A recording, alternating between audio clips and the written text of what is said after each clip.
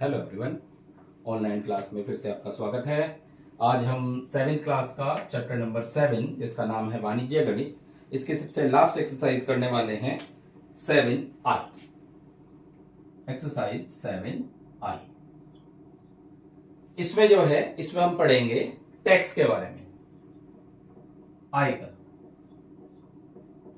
Tax, ठीक है। अब देखते हैं पहला क्वेश्चन है हमारे पास। इसमें पहले समझ लेते हैं टैक्स क्या है। सरकार जो है प्रत्येक वस्तु पर एक कर निर्धारण करती है जिसे टैक्स कहते हैं। तो वो कैसे? जैसे हमने कोई सामान खरीदा, देखा होगा आपने किसी भी सामान पर एक प्राइस लिखा रहता है, ठीक है। जैसे मान लो उस पर लिखा हुआ है 20 रुपए और उसके नीचे लिखा हुआ है सभी करों सहित, यानी उसमें टैक्स इंक्लूड जुड़ा रहता है, या किसी किसी में टैक्स अलग से देना पड़ता है। अब एक नई चीज I GST. GST, goods service tax, यानी किसी भी सामान पर एक टैक्स लगता है। सरकार 10%, 20%, 5% एक टैक्स जो है निर्धारित कर देती है। तो जब क्वेश्चन करेंगे तो और बात ये क्लियर हो जाएगी। चलिए समझते हैं। वर्तमान में कर मुक्त आय की सीमा क्या है? कर मुक्त आय की सीमा यानी कितने पैसे पर आपको टैक्स जो है नहीं देना पड़ता। उससे अधिक अगर आपकी आय हो जाए तो आपको टैक्स देना पड़ेगा। तो वर्तमान में यह राशि 5 लाख है। 5 लाख यानी 5 लाख रुपए तक आपको कोई टैक्स नहीं देना है, इसके बाद आपको टैक्स देना पड़ेगा। तो कर मुक्त आय जो है वो 5 लाख है वर्तमान में। सेकंड क्वेश्चन पे आते हैं। इसने कहा केशव की मासिक आय 20,000 रुपए है। मासिक आय बराबर है 20,000 रुपए।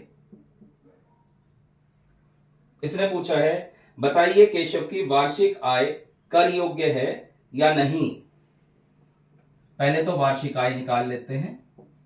वार्षिक आय एक महीने का 20,000 है, तो 12 महीने का निकालेंगे तो 0 0 0 0 12 दूनी 24, यानी कि 2,40,000 रुपए। तो 2,40,000 रुपए जो है कर योग्य आय नहीं है। कर योग्य आय नहीं है।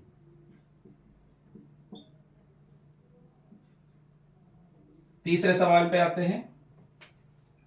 श्याम के पिता की वार्षिक आय जो है वो 3,60,000 है। वार्षिक आय जो है वो दे रखा है 3,60,000 रुपए, और कहा 2,50,000 रुपए तक की आय कर मुक्त है।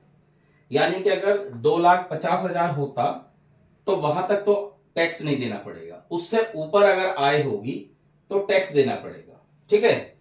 तो कर योग्य आय पहले निकाल लेते हैं। कर योग्य आय कितनी आय थी? 3,60,000 है और 2,50,000 रुपए तक कोई टैक्स नहीं देना है, तो घट के कितना बच जाएगा? 1,10,000 रुपए, ठीक है। 1,10,000 रुपए बच जाएगा जिस पर टैक्स देना है, और टैक्स कितना देना है? 5%। तो आयकर देना होगा कितना? 1,10,000 का 5%।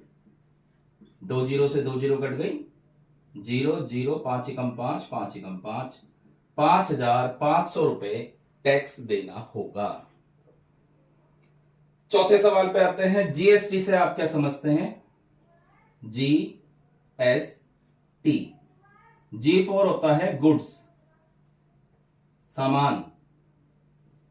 S4 होता है सर्विस, सेवा। T पर होता है टैक्स, गुड्स सर्विस टैक्स, यानी किसी भी सामान पर जो टैक्स देना पड़ता है, कर देना पड़ता है, उसे जीएसटी कहते हैं। ठीक है, पांचवें सवाल पे आते हैं।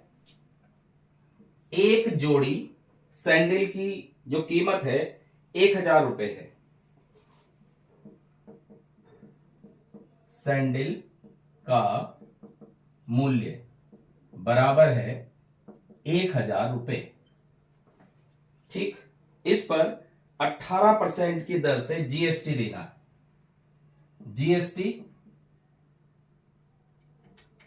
जीएसटी देना है 18%।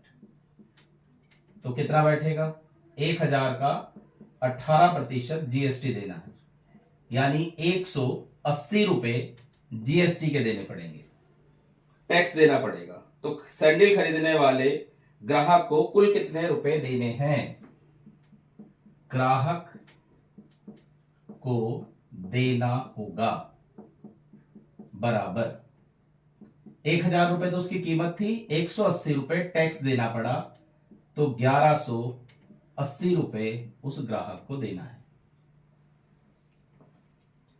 नेक्स्ट क्वेश्चन पे आते हैं। क्वेश्चन नंबर 6 पे क्या कह रहा है?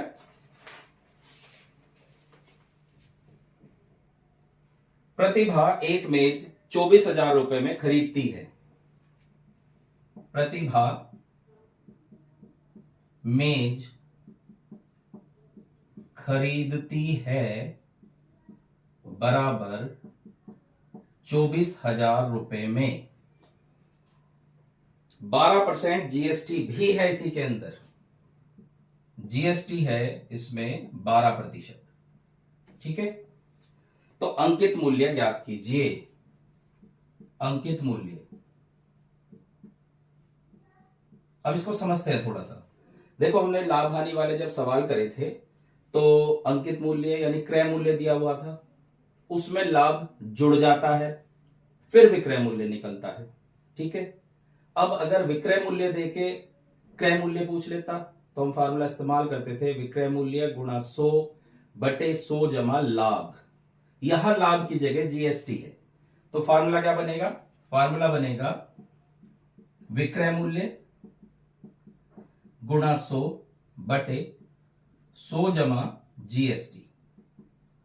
ठीक है, लाभ की जगह जीएसटी आ जाएगा। देखो फार्मूला वही है, लाभ की जगह जीएसटी आ गया।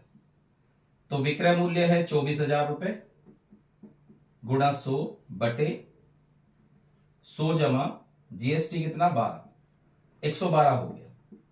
तो 24,000 गुणा 100 बटे 112। ठीक है, 12% था, 112। अब इसकी काटपीट कर देते हैं, 2 से काट दो इसे, 12,000 2 से काट दो, 2 पंजे 10, 2 छिक 12, तो 8 से कट जाएगा, 8 से 56, 8 से काट दो इसे, 8 एकम 8, 8 पंजे 40, 0 0, तो ये आ गया 15, 1 2 3 4 0 बटे 7। ठीक है, अब इसे 7 से भाग कर देते हैं, 7 दूनी 14, बचा 1 10, 7 एकम 7, बचे 3 30, 7 चौक 28, बचे 2 0, 7 दूनी 14, बचे 6 60, 7 अठी 56, बचे 4 0, 7 पंजे 35, 5 7 सत्ती 49। ठीक है, 7 दूनी 14, बचा 1, 7 दूनी 14, बचा 1 10, 7 एकम 7, बचा 3 30, 7 चौक 28, बचा 2 20, 7 दूनी 14, 6 60, 7 अठी 56, 4 40, 7 पंजे 35, 7 सत्ती 49, यानी ये आ जाएगा 21,428 रुपए 57 पैसे उसका अंकित मूल्य है। क्लियर? इसके बाद लास्ट क्वेश्चन, क्वेश्चन नंबर 7 पढ़ते हैं। विशाल ने अपने जन्मदिन पर अपने 20 मित्रों को होटल में भोजन के लिए आमंत्रित किया। भोजन पर खर्च 5,000 रुपए। भोजन पर खर्च कितना? 5,000 रुपए। तो 5,000 रुपए भोजन पर खर्च किया गया। इसके अतिरिक्त 18% जीएसटी भी दिया इसमें। जीएसटी कितना? 18%। तो जीएसटी की राशि निकाल लेते हैं। 5,000 का 18%, 18 पंजे 90, 900 रुपए हो गया जी। जीएसटी कितनी हो गई? 900 रुपए। तो कुल खर्च कितना हुआ? 5,000 रुपए तो खाने पे खर्च हुए, 900 रुपए जीएसटी के दिए, तो 5,900 रुपए टोटल खर्च हो गया। कितने लोगों पर? 20 लोगों पर। इसने कहा विशाल को अपने प्रत्येक मित्र के लिए भोजन पर कितना व्यय करना पड़ा। तो 20 व्यक्तियों पर व्यय कितना?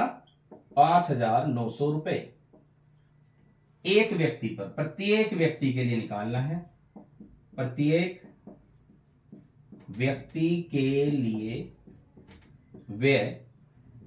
तो क्या करेंगे? 5,900 रुपए को हम 20 से भाग कर देंगे। 0 से 0 कट गया, 2 दूनी 4, बचा 1 19, 2 निम 18, 2 पंजे 10, यानी 295 रुपए प्रत्येक व्यक्ति पर उसे खर्च करना पड़ा। क्लियर?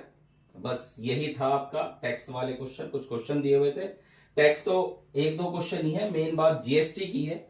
जीएसटी को आपको पता ही है, किसी भी चीज कोई वस्तु खरीदोगे उस पे जीएसटी देनी पड़ती है। जीएसटी का मतलब उस पे एक्स्ट्रा पैसा, तो उसका परसेंटेज निकाल के आप जोड़ दो, वो जीएसटी सहित उसका मूल्य हो गया।